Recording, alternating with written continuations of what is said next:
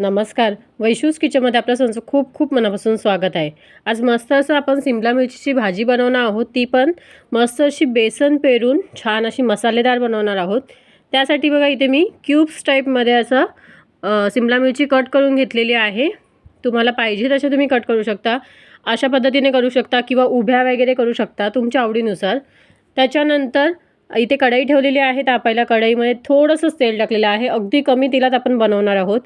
अगदी पोहेचा खायचा जो चमचा असतो ना त्याचा फक्त एकच चमचा टाकलेला आहे. त्यानंतर तेल गरम झालं त्याच्यामध्ये कढीपत्त्याची पानं टाकलेली आहेत. राई जिरं टाकलेलं आहे. छान असं परतवून घ्यायचं आहे. त्यानंतर सालीसकट ठेचलेला लसूण टाकायचा आहे. तोही छान परतवून घ्यायचा आहे. त्यानंतर मीडियम साईजचे 2 कांदे मी बारीक चिरून घेतलेले आहेत. ते त्याच्यामध्ये आपण ट्रान्सफर करणार आहोत आणि तेही आपण तेलामध्ये परतवणार आहोत. कमीत कमी तेलाचा वापर करून आपण ही भाजी बनवणार आहोत आणि खरंच खूप मस्त अशी मसालेदार भाजी बनते. खूप छान टेस्टी अशी बनते. आता इथे बघा कांदा मस्त परतवून घेतलेला आहे, पण तो पटकन सॉफ्ट व्हावा म्हणून त्याच्यामध्ये टाकणार आहोत आपण मीठ. आणि मी हे मीठ आता एकदाच टाकणार आहे जेणेकरून ते भाजीलाही उपयोगी पडेल, म्हणजे पुन्हा एक टाकायची गरज पडणार नाही. अशा पद्धतीने चवीनुसार मीठ टाकायचं आहे आणि पुन्हा एकदा कांदा व्यवस्थित मिक्स करायचा आहे आणि त्याला शिजू द्यायचं आहे. थोडंसं वाफेवर शिजवायची आहे. भाज्यामध्ये ह्या भाजीमध्ये ना कुठेही पाण्याचा वापर नाही केलेला आहे. मस्त असं त्याला वाफ सुटली की त्याचं ते पाणी येतं ना त्याच्यामध्येच आपण ही भाजी मस्त अशी शिजवून घेणार आहोत. त्यानंतर झाकण ठेवून 2 ते 3 मिनटं छान अशी वाफ काढून घेतलेली आहे. तोपर्यंत कांदाही बघितलात ना सॉफ्ट झालेला आहे मस्त असा. आता इथे मसाले टाकणार आहोत. इथे टाकलेला आहे धनाजिरा पावडर. त्यानंतर थोडंसं लाल तिखट टाकायचं आहे. तिखटाचं प्रमाण आपल्या आवडीनुसार कमी जास्त करू शकता. त्यानंतर थोडीशी हळद टाकायची आहे. गरम मसाला टाकायचा आहे आणि मी इथे वापरलेला आहे किचन किंग मसालाही. गरम मसाला जवळपास मी अर्धा चमचा वापरलेला आहे आणि किचन किंग मसाला जवळपास मी 1 चमचाभर वापरलेला आहे. त्याच्याने खरंच खूप चव येते भारी. आणि आता हे सगळे मसाले व्यवस्थित आपण मस्त असं तेलामध्ये फ्राय करून घेणार आहोत कांद्याबरोबर. इथे तुम्हाला खूपच ड्राय वाटते का, तर आपण तेलाचा कमी वापर केलेला आहे म्हणून, पण त्याने काहीच फरक पडत नाही. भाजीची चव कुठेही कमी होणार नाही तेलाचा कमी वापर केला म्हणून. आणि त्यानंतर छान मसाले परतवून घेतले की लगेच आपण ह्याच्यामध्ये सिमला मिरची जी कट करून ठेवलेली आहे ती याच्यामध्ये ट्रान्सफर करून घेणार आहोत आणि छान अशी एकजीव करून घ्यायची आहे. आता व्यवस्थित सिमला मिरची कांद्यामध्ये मस्त असं एकजीव करून घ्यायची आणि वाफेवर त्याला शिजू द्यायची आहे. 5 ते 10 जास्तही वेळ लागत नाही, कारण का सिमला मिरची ना पटकन शिजली जाते आणि वाफ काढल्यामुळे ना अजून त्याच्यापेक्षा लवकर शिजली जाते. कुठेही तेलाचा जास्त वापर केला म्हणून भाज्या चांगल्या होतात असं काहीच नसतं. आता इथे छान अशी मिक्स करून घेतलेली आहे आणि त्याच्यानंतर याच्यावर आपण झाकण ठेवायचं आणि मस्त अशी त्याला एक वाफ काढून घ्यायची आहे.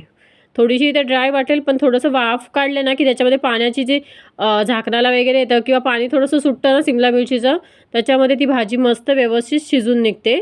पण थोडीशी ढवळत राहायला पाहिजे सारखं याच्यामध्ये, का तर खाली एक तर तेलाचा वापर कमी आहे, पाणी नाही आहे, त्याच्यामुळे खाली लागायची शक्यता असते. त्यासाठी पुन्हा झाकण काढून मी मिक्स करून घेतलेलं आहे. पुन्हा झाकण ठेवायचं आहे. त्याच्यानंतर 2 ते 3 मिनटानंतर बघा पाणी त्याला सुटलेलं आहे चांगलं असं त्याच्यामुळे, आणि सिमला मिरचीचा कलरही चेंज झालेला आहे, म्हणजे सिमला मिरची मस्त अशी शिजली गेलेली आहे. आणि इथे आता टाकणार आहोत आपण ओलं खोबरं, किसलेला ओला आणि नारळ असतो ना आपला नारळाचा किस, तो टाकायचा आहे इथे आणि छान मिक्स करून घ्यायचं आहे. त्याच्यानंतर बारीक चिरलेली कोथिंबीरही इथे टाकायची आहे. भरपूर अशी बारीक चिरलेली कोथिंबीर इथे कढईमध्ये टाकून घेतलेली आहे आपण आणि ही आता व्यवस्थित पुन्हा मिक्स करून घ्यायचं आहे. त्यानंतरच आपण लास्टला बेसन पेरणार आहोत, कारण का बेसन जर पहिलेच पेरलं ना तर सिमला मिरची व्यवस्थित शिजली जाणार नाही. जर तुम्हाला कच्चट म्हणजे थोडीशी क्रंची पाहिजे असेल ना तर तुम्ही आधी पेरलात तरी चालेल. पण मी इथे मस्त अशी सिमला मिरची चांगली अशी सॉफ्ट करून घेतलेली आहे. त्याच्यानंतर इथे मी जवळपास मोठा 1 ते 1.5 चमचा इथे बेसन पेरून घेतलेलं आहे आणि छान इथे आता व्यवस्थित मिक्स करून घ्यायचं आहे.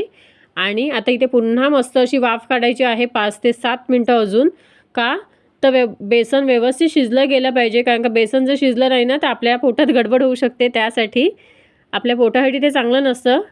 तुम्ही इथे डायरेक्ट, आता मी इथे कच्चं बेसन वापरलेलं आहे त्याच्यामुळे मी छान अशी त्याला वाफवून घेणार आहे. आणि ते शिजवून घेणार आहे बेसन.